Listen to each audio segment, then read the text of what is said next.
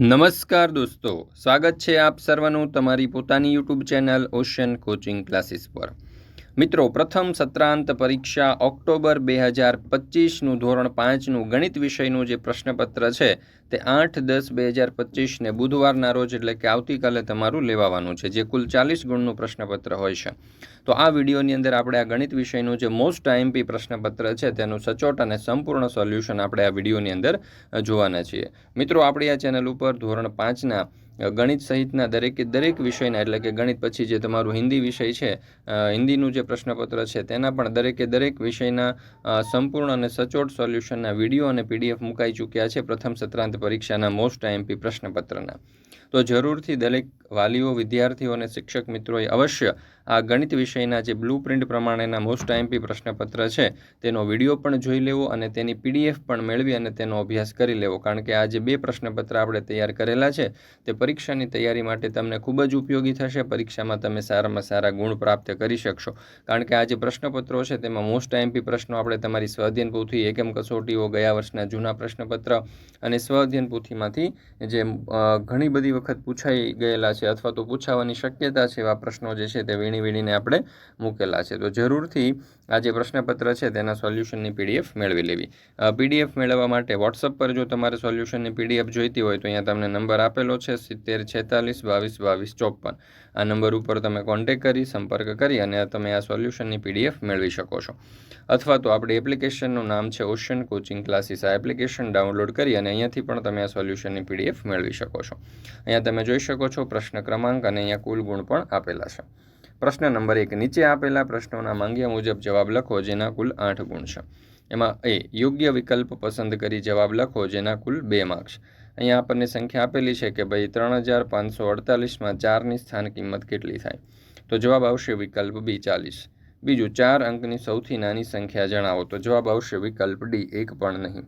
મિત્રો, ધોરણ 3થી 8ની જે પ્રથમ સત્રાંત પરીક્ષા 2025 માટે ખાસ ઉપયોગી એવા જે મોસ્ટ આઈએમપી પ્રશ્નપત્ર અને મોસ્ટ આઈએમપી પ્રશ્નપત્રના જે સોલ્યુશન છે તે અધ્યયન નિષ્પત્તિ અને બ્લુ પ્રિન્ટ પ્રમાણે આપણે તૈયાર કરેલા છે। રેડી ટુ પ્રિન્ટ ફોર્મની અંદર તમને મળી જશે। 7046222254 આ નંબર ઉપર તમે કોન્ટેક્ટ કરી, સંપર્ક કરી અને આ સોલ્યુશનની પીડીએફ પણ તમે મેળવી શકો છો। તો દરેક વાલીઓ, વિદ્યાર્થીઓ અને શિક્ષક મિત્રોએ અવશ્ય આ પ્રશ્નપત્ર અને તેના સોલ્યુશનની પીડીએફ મેળવી અને તેનો અભ્યાસ કરી લેવો। પરીક્ષાની તૈયારી માટે દોસ્તો તમને ખૂબ જ ઉપયોગી થશે। અને આપણી એપ્લિકેશન છે ઓશન કોચિંગ ક્લાસીસ। આ એપ્લિકેશન ડાઉનલોડ કરી અને અહીંયાથી પણ તમે આ સોલ્યુશનની પીડીએફ મેળવી શકો છો। ત્યાર પછી છે પ્રશ્ન નંબર 1b, નીચે આપેલા દાખલા ગણો કોઈ પણ બે જેના કુલ 6 માર્ક્સ છે।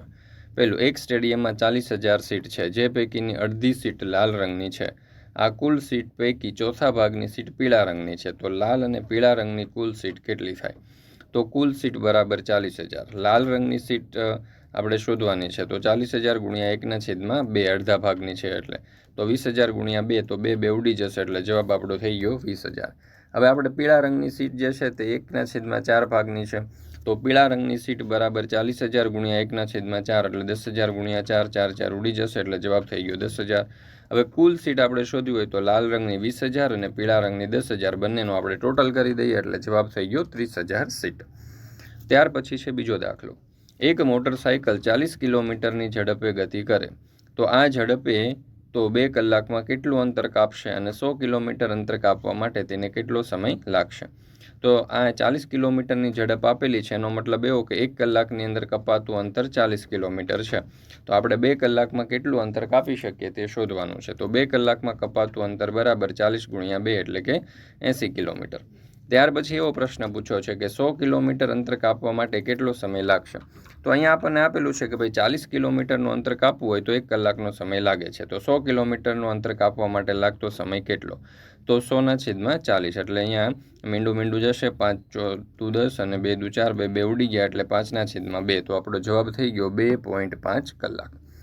ત્યાર પછી ત્રીજું, કોઈ કુટુંબમાં પ્રતિદિન 2 લીટર દૂધની જરૂર પડતી હોય અને દૂધનો ભાવ ₹50 પ્રતિ લીટર હોય તો જાન્યુઆરી માસમાં કુલ કેટલા લીટર દૂધ જોઈએ અને કુલ કેટલા રૂપિયા ખર્ચ થાય?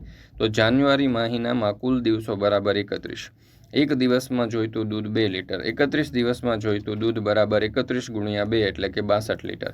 હવે 1 લીટર દૂધના રૂપિયા 50, તો 62 લીટર દૂધના કેટલા? તો 62 ગુણ્યા 50 એટલે કે 3100 રૂપિયા. તો એક મહિનામાં દૂધનો ભાવ 3100 રૂપિયા થશે, એટલે કે 100 રૂપિયાનો ખર્ચ થશે 3100. ત્યાર પછી છે પ્રશ્ન નંબર 2. નીચે આપેલા પ્રશ્નોના સૂચના મુજબ જવાબ લખો જેના કુલ 8 માર્ક છે. એ. નીચેની ખાલી જગ્યામાં બનતા ખૂણાની સંખ્યા લખો. એમાં પહેલું ઈ મૂળાક્ષરમાં ખાલી જગ્યા ખૂણા છે તો જવાબ આવશે 4. બીજું એમ મૂળાક્ષરમાં ખાલી જગ્યા ખૂણા છે તો જવાબ આવશે 3. ત્રીજું વર્તુળાકાર મૂળાક્ષરમાં ખાલી જગ્યા ખૂણા છે તો 0. ત્યાર પછી છે અહીંયા જે પંચકોણ આકૃતિ આપવામાં આવેલી છે ષટકોણ, તેમાં કુલ ખાલી જગ્યા ખૂણા છે તો જવાબ આવશે 6. મિત્રો, આ પ્રથમ સત્રાંત પરીક્ષાનું ધોરણ 5નું ગણિત વિષયનું મોસ્ટ આઈએમપી પ્રશ્નપત્ર છે. જરૂરથી આ પ્રશ્નપત્રનો સંપૂર્ણ અભ્યાસ કરી લેજો અને શક્ય હોય ને તો આ પ્રશ્નપત્રના સોલ્યુશનની PDF મેળવી અને અભ્યાસ કરી લેજો. 2 પ્રશ્નપત્ર આપણે તૈયાર કરેલા છે. આ બંને પ્રશ્નપત્રને PDF મેળવી અને અભ્યાસ કરી લેજો. વોટ્સઅપ પર PDF મેળવવા માટેનો નંબર તમને આપેલો છે 70 46 22 22 54. આ નંબર ઉપર કોન્ટેક્ટ કરી સંપર્ક કરી અને સોલ્યુશનની PDF મેળવી લેજો. પરીક્ષાની તૈયારી માટે દોસ્તો તમને ખૂબ જ ઉપયોગી થશે. ચાલો, અહીંયા કહ્યું છે કે આપેલ સમયને ઘડિયાળ ઉપર દર્શાવવા મિનિટ અને કલાક કાંટા વચ્ચે બનતા ખૂણાનું નામ લખો. તો કાટકોણ, કાટકોણથી મોટો અને કાટકોણથી નાનો. 9 વાગ્યાનો સમય અહીંયા દર્શાવ્યો છે તો અહીંયા કાટકોણ બનશે. ત્યાર પછી 2 વાગ્યાનો સમય છે તો કાટકોણથી નાનો. ત્યાર પછી છે પ્રશ્ન નંબર 3. નીચે આપેલ આલેખ પરથી પ્રશ્નોના જવાબ લખો જેના કુલ 4 ગુણ છે. તો અહીંયા આપણને આકૃતિ નંબર A, B, C અને D આપેલી છે. એના ઉપરથી પહેલો સવાલ, કઈ કઈ આકૃતિના ક્ષેત્રફળ સમાન થશે?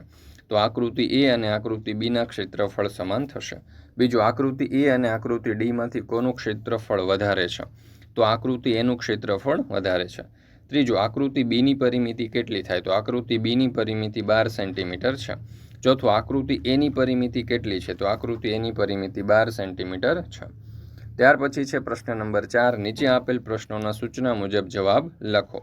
આપેલ છાಯಾಂકિત આકૃતિ કયા અપૂર્ણાંક દર્શાવે છે તે લખો. તો અહીંયા તમે જોશો તો કુલ 8 ભાગ છે અને એમાંથી એક ભાગમાં આપણે રંગ દોરેલો છે. તો અહીંયા જવાબ થઈ ગયો 1/8. ત્યાર પછી અહીંયા તમે જોશો તો કુલ 10 ભાગ છે એટલે છેદમાં 10 અને એમાંથી 3 ભાગમાં રંગ પૂર્યો છે તો અંશમાં આપણે લખીશું 3 એટલે કે 3/10. ત્યાર પછી છે પ્રશ્ન નંબર 4B. નીચે આપેલા પ્રશ્નોના માંગ્યા મુજબ જવાબ લખો કોઈ પણ 3 જેના કુલ 6 માર્ક છે. પહેલું, 20 રૂપિયાનો 1/4 ભાગ કેટલા રૂપિયા થાય? તો 20 ગુણ્યા 1/4 એટલે 5 ચોક 20, 4 4 ઉડી ગયા તો જવાબ થઈ ગયા 5 રૂપિયા.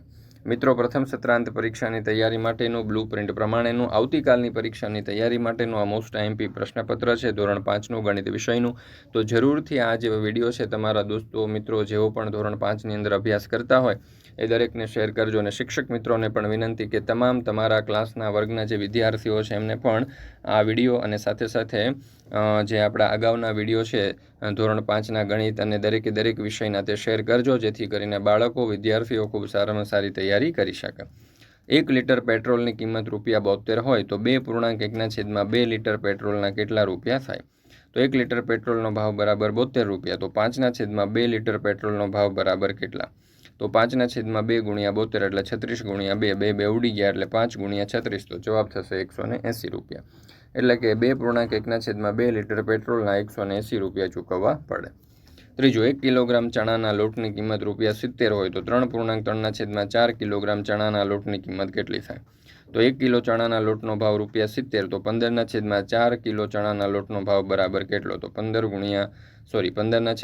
ગુણ્યા 70. હવે તો 15 ગુણ્યા 70 કરીએ એટલે 1050 અને છેદમાં 4 આપણે ભાગાકાર કરીએ તો જવાબ આવશે 262.5 રૂપિયા. એટલે કે ચણાના લોટનો ભાવ 262 રૂપિયા 50 પૈસા થાય.